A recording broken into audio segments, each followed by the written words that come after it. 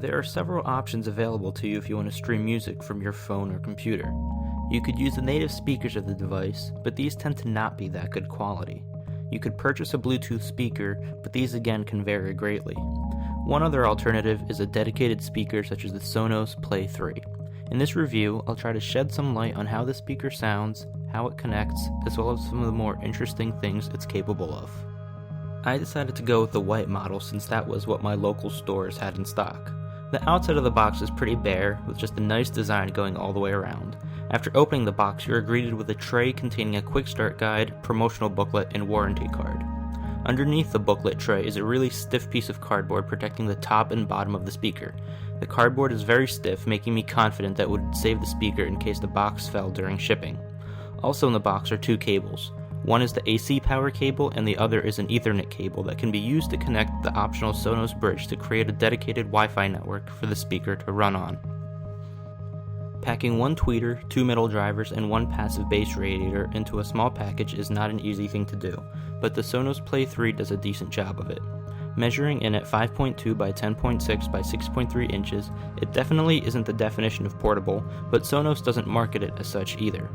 It's fairly heavy, coming in at almost 6 pounds, but this isn't going to be a speaker you carry from room to room.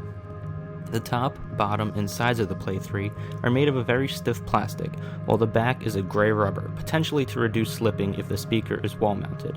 There's also a rubber trim around the metal grille.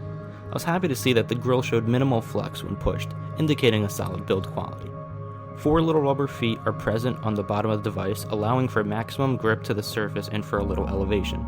There are also 4 rubber feet on one side of the speaker, allowing you to place it in a vertical orientation. This could be hypothetically done to save surface space, but is more intended for a stereo speaker setup. The only buttons are found on top of the speaker. There's a play-pause button, a volume up-down rocker, and the buttons feel a little shallow, but they do have a satisfying click to them. There's also a small LED on top that can flash different colors to indicate a stable connection, pairing mode, or command input. The rear of the speaker has 136 holes cut out of it mainly for the passive bass radiation I mentioned before. Holding the back of the speaker close to your ear definitely accentuates the lows over the mids and highs. Also on the back is a screw mount that lets you attach the speaker to the wall. Right next to that is an Ethernet input. This allows you to connect the optional Sonos bridge, which creates a Wi-Fi network just for the speaker if your home network is too weak or busy. The final thing on the back is the AC input. There is unfortunately no audio jack on the speaker. This was one of the biggest downsides I came across with the device. Being able to create a wired connection to a phone or computer would have been fantastic since it would have allowed it to act like a true multi-purpose speaker. Connecting the Play 3 to a phone could not be any easier. The setup menu prompts you through every step and even offers troubleshooting options if your system doesn't behave as expected. In order to register each other, both the speaker and the phone must be connected to the same wireless network. From the sidebar, you have several options of where you get your music from. If you have music stored on your phone, you can select from there.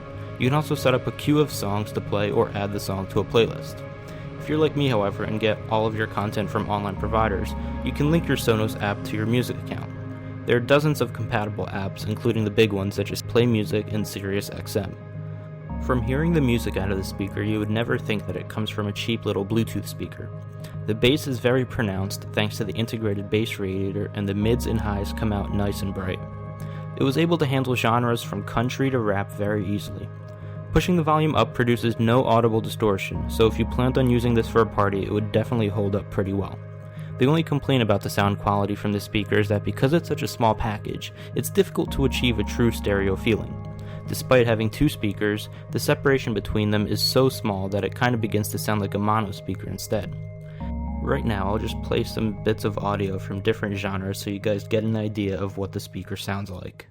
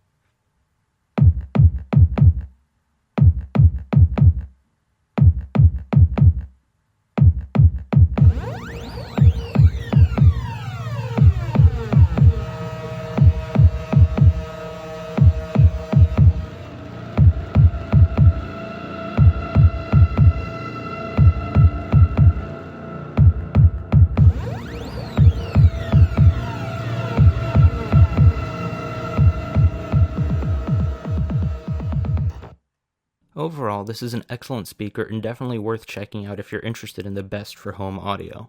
The bass is punchy and the highs are clear, and that's a big part of what makes the speaker stand out.